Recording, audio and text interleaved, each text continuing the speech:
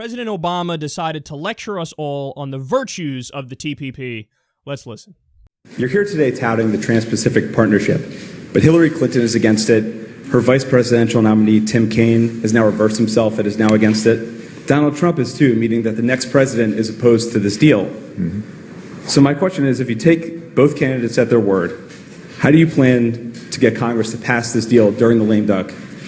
Well, right now I'm president, and I'm for it. And I think I've got the better argument. And I've made this argument before, I'll make it again. We are part of a global economy. We're not reversing that. It can't be reversed. The notion that we're going to pull that up root and branch is unrealistic. So there's a real problem, but the answer is not cutting off globalization. The answer is, how do we make sure that globalization, technology, automation, those things work for us, not against us? And TPP is designed to do precisely that. And so I'm going to continue to make this case. And I've got some very close friends, people I admire a lot, but who I just disagree with them. And that's okay. I respect the arguments that they're making. They're coming from a sincere concern about the position of workers and wages in this country. But I think I've got the better argument, and I've got the evidence to support it. And hopefully after the election is over and the dust settles, there will be more attention to the actual facts behind the deal, and it won't just be a political symbol. Yeah, that was disgusting. So there's nothing that gets under my skin more than when people vaguely cite, well, I mean, why can't we discuss the facts behind the deal? That's what we need to do. Notice what was conveniently missing from Obama's little condescending rant there. Facts. You know, other people believe different than me, and that's fine. I respect their opinion and where they're coming from, but I'm president now, and yeah, I mean, I would hope that people want to soberly discuss the facts. Discuss the facts instead of just being in a blind rage against it. No, the one who appears to be blindly for it is you. Although it's not really blindly, it might have a lot to do with the fact that you take a tremendous amount of money from donors. So, let's discuss those facts as opposed to just vaguely referencing them like Obama does, as he acts incredibly patronizing. So, part of the TPP and some of the countries in the TPP, Malaysia is one, and Brunei is another. Now, why is that noteworthy? Why am I bringing that up? Well, Brunei, according to recent reports, they, quote, tolerate slavery. So the government just kind of sits back and, oh, look at that. We have forced labor some places in the country. Well, if the people who are doing the forced labor pay their bribes to the government, what are you going to do? It is what it is. Hey, cheap labor. Am I right? Am I right? So Malaysia is welcomed in the TPP with open arms. And what happened? Instead of saying, okay, we're going to kick you out until you get your shit together, what did the government do?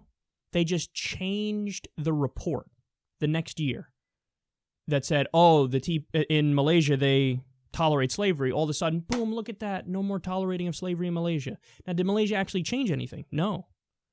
But we just changed the records here and said, no, they do not tolerate slavery anymore, so that they can be part of the deal.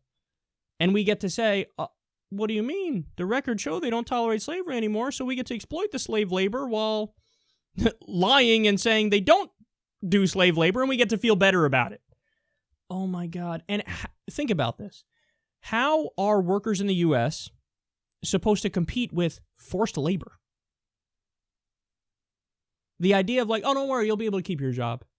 It's not like a soulless corporation is going to want to ship your job to a place where somebody does it for literally nothing because they're forced to do it because it's slavery. Well, the question answers itself. They're not going to fucking let you keep your job in manufacturing. The few remaining jobs we have in manufacturing left in the U.S., they are going to ship it away. Another country in the TPP, Brunei. Now, Brunei, in 2014, implemented Sharia law. 2014. It's pretty recently. Directly after they implemented Sharia law, our government patted their government on the back and said, good, Brunei. You want in on this deal? You want to get rich? What happened? I thought that we could, oh my God, Sharia is so oppressive. It is. We need to fight a war in Afghanistan to prevent the Taliban from implementing Sharia because freedom and democracy is what we care about. Well, what happened to caring about freedom and democracy? You didn't tell Brunei, okay, look, you can get in the TPP if you stop with Sharia. Then we'll let you in. No, they said, oh, you just implemented Sharia. Great. You want to get in this deal and make some money? This deal is a slap in the face to reason, human rights, common sense, and the American people aren't buying this bullshit, man. The Democratic base and the Republican base agree. Why do you think Donald Trump, one of the main reasons Donald Trump won the nomination is he's like, I'm against TPP. I'm against the corruption. I'm against TPP. And you think the Republican base is like, we care about the virtues of free trade and we would like to do more global trade. No, they're like, I lost my damn job. They took our jobs. And they're actually right. So Trump talks about that and they go, this guy. So the left and the right agree. The actual people, not the establishment, the people agree, no TPP. But Obama's like, I'm the president and I'm for it. Well, you're supposed to be representing the people, and they say, no more of this bullshit. And then needless to say, every single trade deal that's passed so far, the government has promised this is going to be great for us. This is going to be fantastic. And then what happened as a result of all the trade deals? Millions of jobs have been shipped out of the U.S. They're not trade deals, they're outsourcing deals. It's a race to the bottom. Manufacturing in the U.S. is destroyed. We've lost millions of jobs, whether it's NAFTA or CAFTA or, worst of all, permanent normal trade relations with China. So we're a consumer-based economy. We got to fucking make shit again, man. It's unbelievable that this guy who pretended to be a liberal and I'm for the people and this and that, this is what you're pushing for? And then perhaps the most disastrous part of the TPP. I know you're thinking you haven't got to the most disastrous part yet. Dude, there are international tribunals in the TPP. We learned this from WikiLeaks. If they didn't release this information, we wouldn't have known it. There are international tribunals in the TPP that make it so that if there's a dispute between a government and a corporation, now historically the way that would be resolved is the corporation they don't have recourse. If the government says you're violating this environmental law, you need to stop dumping those toxic chemicals into that river, the corporation has to stop doing it. Of course. Like, duh. But with the TPP, no, they blow up that dynamic. Now, if there's a dispute between a corporation and a government, well, now you got to go to an international tribunal.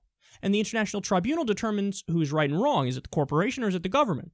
And guess who appoints the people that are going to be on that international tribunal? The corporations. So it's a corporate-biased international tribunal that determines whether or not governments or corporations are right. And hear me now, quote me later, if indeed this does pass, what will happen is across the board, they'll say the corporation is right. They get to pollute your river. They get to not abide by whatever laws and regulations you come up with. And we live officially in a corporatocracy the world over. This is liberal. This is progressive. This is looking out for the people. No, it's not. It's looking out for the elites. It's looking out for the business owners. They're the only group of people in the country that say, oh, this is what I want. The only group of people in the country. Yeah, this is what we want. Why? Because it makes them more rich and them more powerful. But they don't understand they're sowing the seeds of revolution. Why do you think Trump is doing so well? And if Trump doesn't win this time around, there's going to be another Trump if the establishment is as disconnected as Obama is here. We're just so disconnected from, how much the average worker is hurting that he arrogantly and condescendingly says, I'm going to push for TPP when people disagree with him. Well, if that's going to be your argument, how can you get mad at people for going to Trump when at least his rhetoric is, I'm against it, I'm against it, I'm against it. So the establishment has created the vacuum that's led to a demagogue like Trump doing well, because the system is so corrupt that all it took was an entertaining person to come along and say, I'm against the corruption, and the whole fucking thing crumbles. So they're making their bed, and they're going to have to sleep in it. Obama, this is directed at you, man. I don't think you know what you're doing here. It's stuff like this that is at least partly responsible for the rise of Trump, and you should be aware of that.